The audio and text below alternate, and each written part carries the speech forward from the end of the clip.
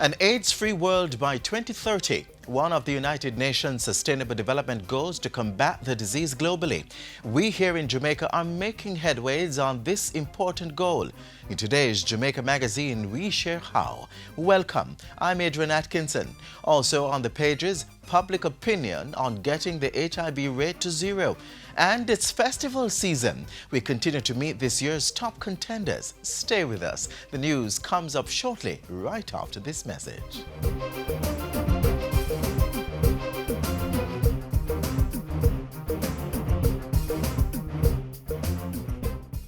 This is the Aedes aegypti mosquito that spreads the Zika, chikungunya, and dengue viruses.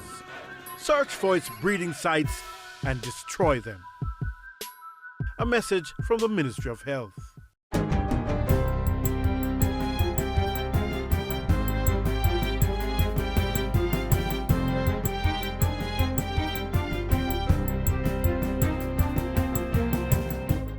Good day, I'm Carrie Ann Smith and this is your JIS News for Tuesday, July 5.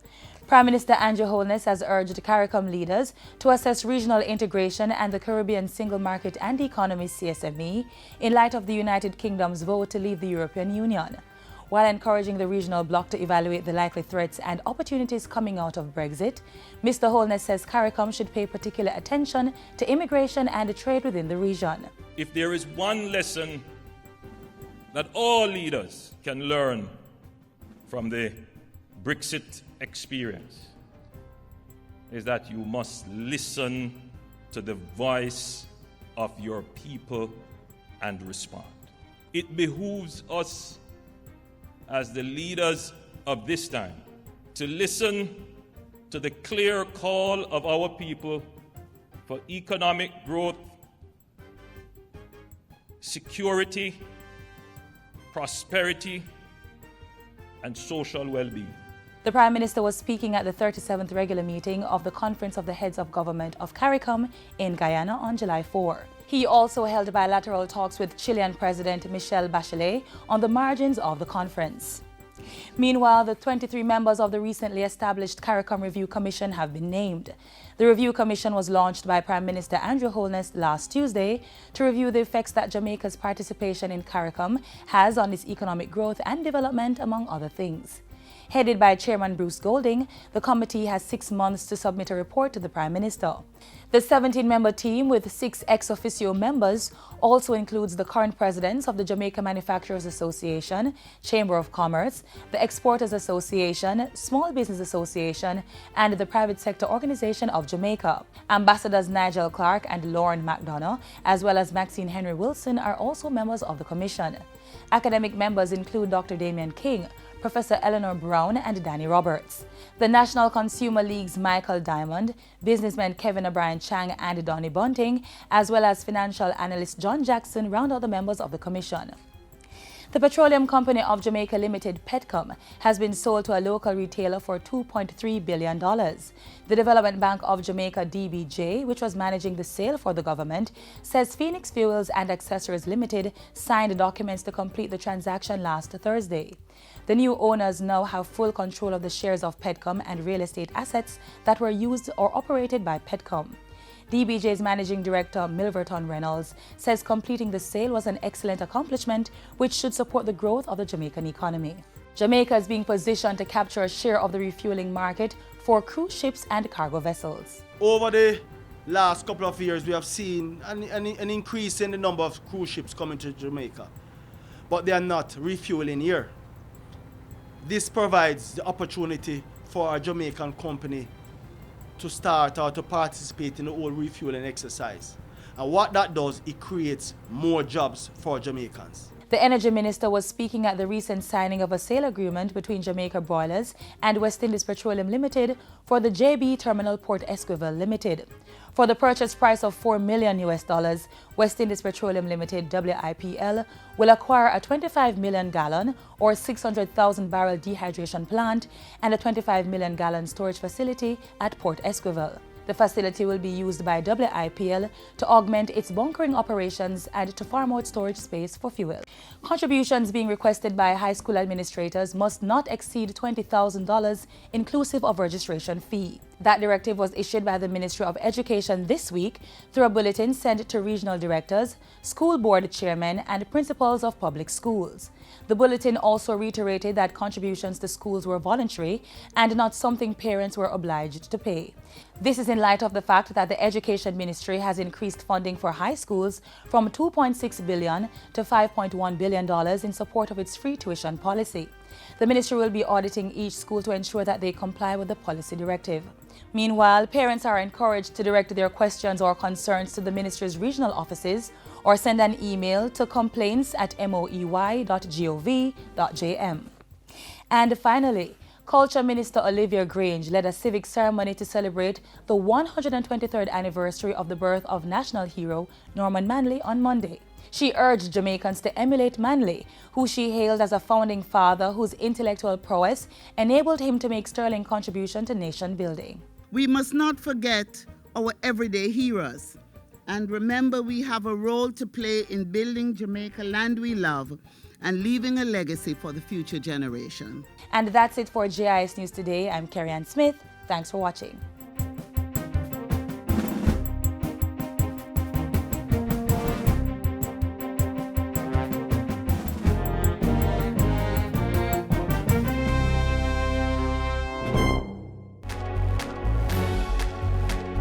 Know your numbers and control the keys to a healthier heart. Know the numbers for your blood pressure, cholesterol level, blood glucose level, and your weight and body mass index. Give yourself a fighting chance. Find out the risks they represent and what you need to do to stay healthy. Talk to your doctor and start making healthy lifestyle choices to prevent a heart attack or stroke. 36.9 million people. That's the figure from the World Health Organization of the number of people living with HIV and AIDS worldwide. But the United Nations is on a mission to eliminate HIV and AIDS by 2030. And we here in Jamaica are already on our way. Get some more insight on what we're doing to get rid of this threat to our public health.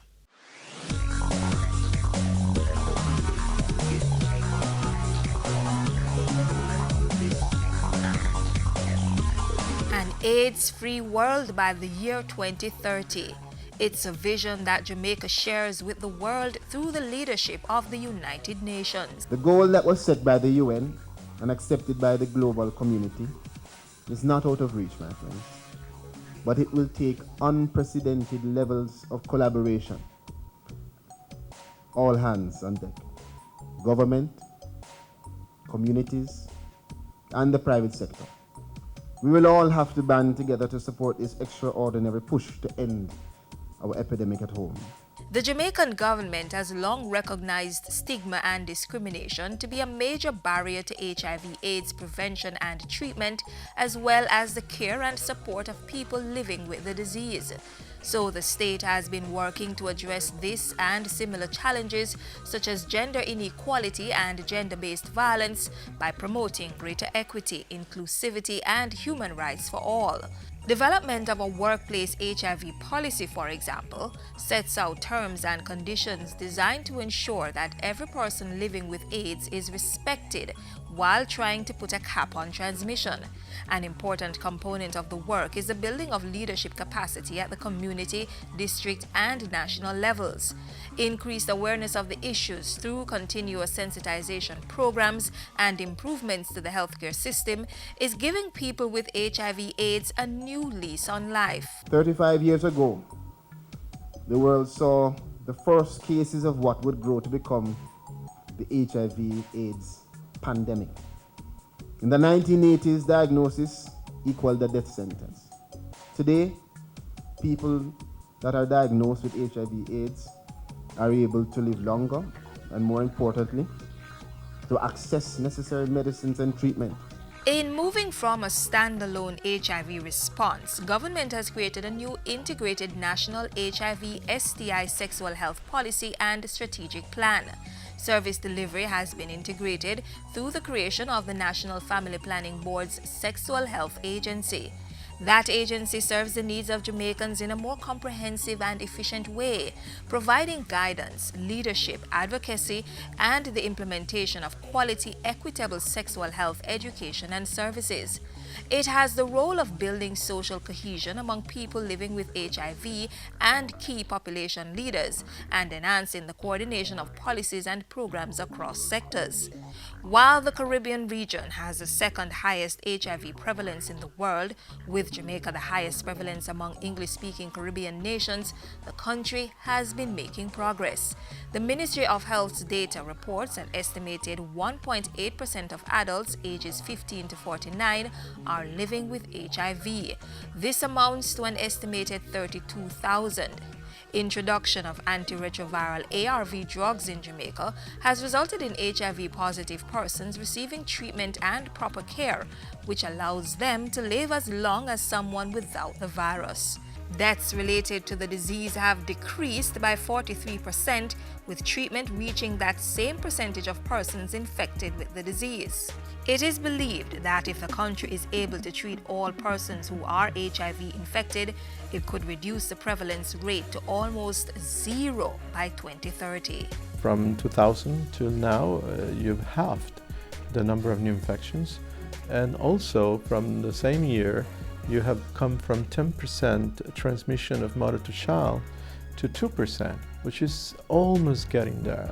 Once persons are treated and their viral load is undetectable, they are considered 90% less likely to transmit HIV compared to someone who is not treated. If you are on therapy, you are protecting a partner by 96%.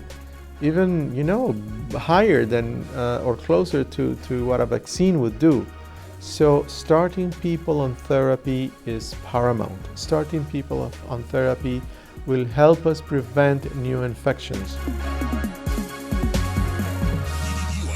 A 2020 timeline has been adopted at the United Nations in a fast-track approach, which proposes to achieve some targets towards eliminating HIV/AIDS as a public health threat. Prevention, treatment, and stigma and discrimination are to be the areas of focus. For the treatment component, we have inviting countries to achieve what we call the 90-90-90. That is identifying 90% of the infections, providing therapy for 90% of those who have been identified, and keeping with viral detection at zero to the last 90%. Abstinence and safe sex among young people are being promoted through sexual education. Sex education not only helps to prevent HIV and other sexually transmitted infections, but also supports other development matters, such as the prevention of teenage pregnancy. In our work to put youth and adolescents at the heart of the HIV response, it is critical to recognize that the efforts, especially those channeled towards education, awareness, and personal responsibility, will ultimately translate to the development of individuals who are better equipped to make good decisions and positively contribute to their families, communities, and nation building. Getting to zero is everybody's business, a target we can reach by addressing the clinical, cultural, and behavioral attributes that fuel the prevalence of HIV and AIDS.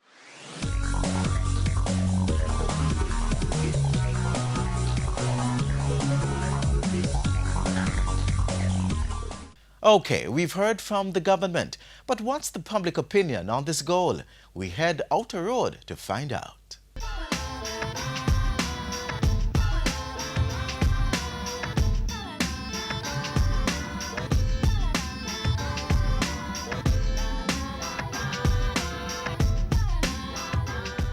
Yes, I should think so, because if we teach the children them and make it be known, if them take heed, yes, them can act on where them learn and it can reach to a zero level.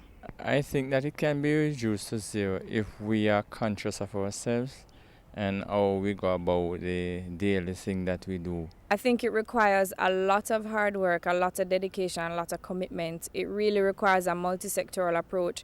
I think everybody has to take responsibility, not just a personal responsibility for their actions, and practice those behaviors that don't put them at risk. Well, they can try by putting some measures in place or something to really get it down? Well, I think getting to zero is possible because there is a lot of interventions going on now. So people are more aware of what they are dealing with, and know the risk that they are taking. So I think it is possible. It's gonna be a tedious task to actually get to zero because it's recently that in schools, teenagers are aware of HIV because they're not aware of how it is being caught. It requires both public sector and private sector working together because it's not a fight that we can fight alone. There are a lot of people that are working on the ground. There are a lot of people that are committed to the cause, but it's time for all the sectors to pull together because the reality of the situation is that everybody is at risk, and unless we work together as a people, then we're not going to achieve it.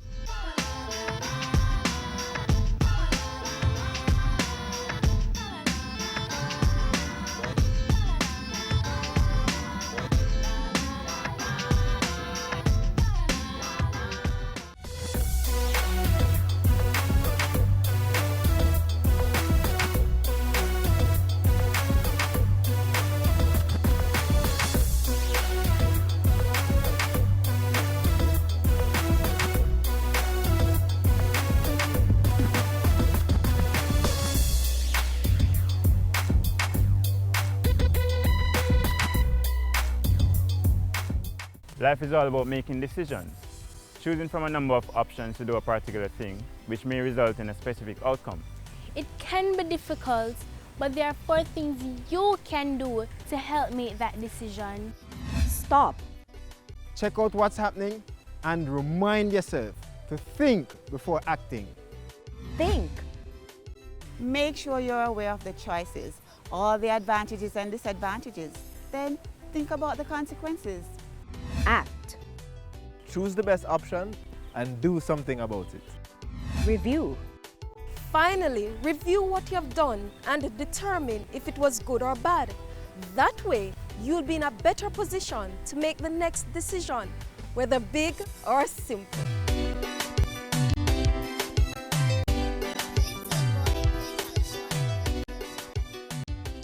As we continue our focus on the issue of HIV and AIDS, we look at the legislation that government has in place to protect those in the workplace who are affected by the disease. I am beautiful, no matter what they say. It's a statistic that may shock some. Over 30,000 persons in Jamaica are living with HIV, and as much as 28% are unaware of their status. Now, the fact is, while there has been a decline in the numbers in the past decade, both HIV and AIDS remain as major threats to the world of work, affecting the most productive sector, persons in the 15 to 49 age group. The Ministry of Labour and Social Security has taken action to ensure that these persons are protected from stigma and discrimination through the National Workplace Policy on HIV and AIDS.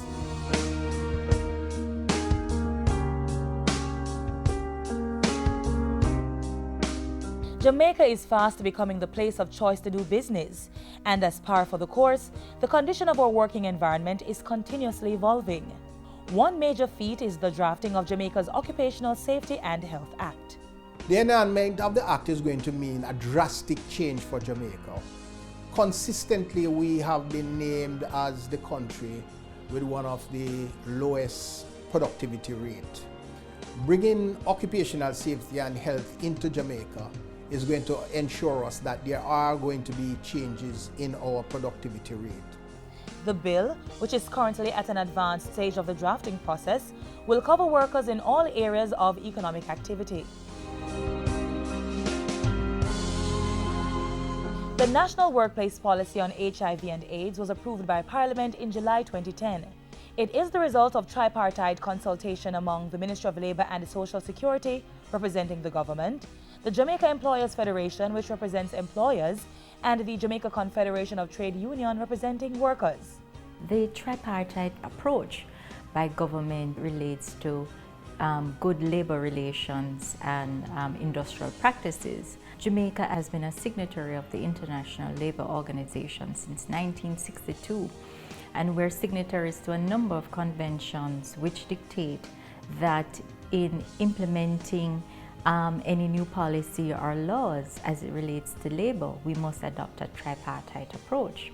The policy seeks to assist in the elimination of stigma and discrimination directed at persons infected with and affected by HIV and AIDS, and by extension, encourage equal employment opportunities for this segment of our workforce. By extension, the population not to discriminate against persons infected with and affected by HIV and AIDS. And by discrimination, we include access to occupational health schemes, and so a worker is not to be required to undergo mandatory testing to access group health insurance, for instance. We also recognize cross-cutting issues such as gender and economic background as issues that might impact on the response in the workplace. As such, the policy is guided by 10 key principles: HIV/AIDS as a workplace issue, non-discrimination, gender equality, healthy work environment, social dialogue and cooperation, non-screening for purposes of exclusion from employment and work processes, confidentiality, continuation of employment, prevention of transmission, and care and support. This tripartite team has been collaborating with other stakeholders to include non-governmental organizations and other public information channels to educate the public and implement the principles of the policy. The Jamaica Network of Seropositive JN+ is a key partner, and they actually sometimes are at the helm of where we start with engaging persons. And we work hand in hand with the National Family Planning Board, which is where the National HIV program is housed. And so our seat on the country coordinating mechanism works with that entity. And then we have other civil society partners. In 2006, the Jamaica Employers Federation created what is known as the Jamaica Business Council on HIV and AIDS. We thought that it was very prudent to create this JABCHA. JABCHA was the business response, as I said, not only seeking to have the word of the employers out there, but also creating best practices. And so we came up with 2 publications, HIV and AIDS, What Every Employer Should Know, and then we also had a HIV and AIDS handbook. From there, we also worked with the Ministry of Health and the Ministry of Labour. What the Confederation has been doing since 2008, when the Green Paper was being circulated, was to have wide consultation with all the unions across Jamaica. It went as far as regional, where Barbados had workshops and invited the regional heads.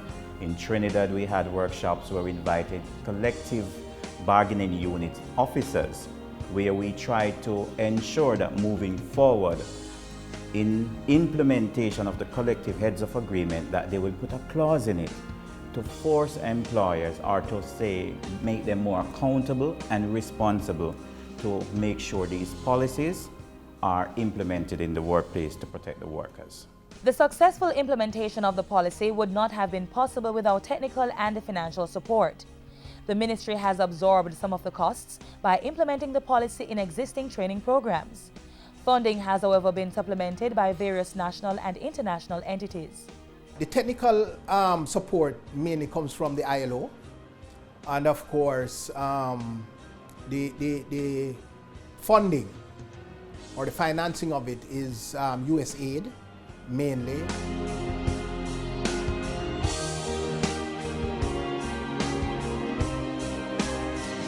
The implementation of the National Workplace Policy is a work in progress. Under the ministry's Voluntary Compliance Initiative, companies are periodically assessed to ensure they meet the expected requirements. Additionally, the policy is subject to review over a 5-year period by an independent team of the National HIV and STI Program in collaboration with the tripartite team. Sanctions will be outlined for any company that breaches the principles. The enforcement mechanism for ensuring adherence to the principles outlined in the policy will be fully in place when regulations treating with HIV and AIDS are appended to the OSH Act. For the time being, the Ministry of Labour and Social Security encourages employers and workers alike to support the spirit of the policy in good faith in all aspects of the work relationship. Voluntary compliance certificates have been awarded to entities for their demonstrated awareness of HIV and AIDS as a workplace issue, as well as those which have taken steps to address other safety health-related hazards. The VCP will be fully implemented when the OSH Act bill is enacted. The National Workplace Policy on HIV and AIDS is set to transform the working environment across Jamaica, and everyone will need to play a role by engaging the process of change to ensure decent work for all workers. So let's play our part in ensuring the safety and health of our nation's workers, which will impact overall productivity and our economic development agenda. Jamaica's National Workplace Policy on HIV and AIDS, a bold step towards equal rights and sustainable development.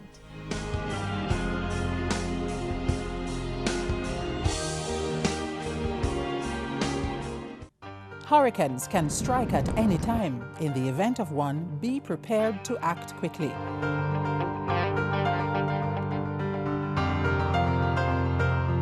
If a hurricane watch or warning has been issued, review your home disaster response plan.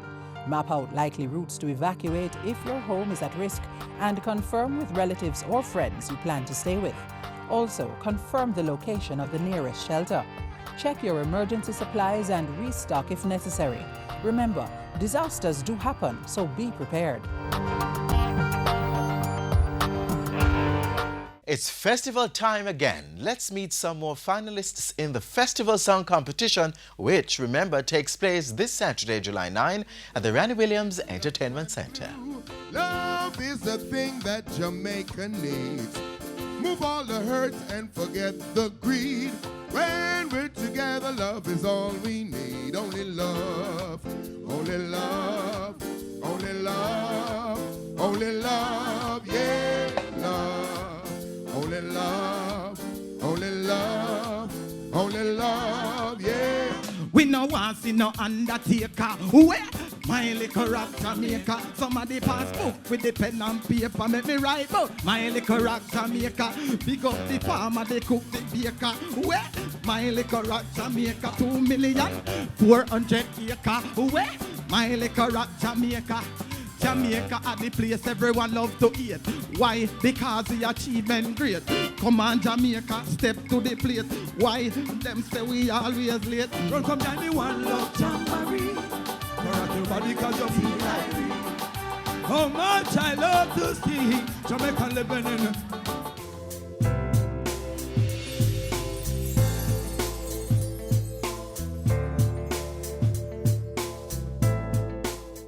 Well, that's our show. Be sure to tune in again tomorrow, same time on this station for another informative edition of Jamaica Magazine. For queries or comments, send an email to jamaicamagazine@jis.gov.jm. Keep in the know through our website jis.gov.jm, plus on our social media platforms. Until next time, I'm Adrian Atkinson. Thank you for watching.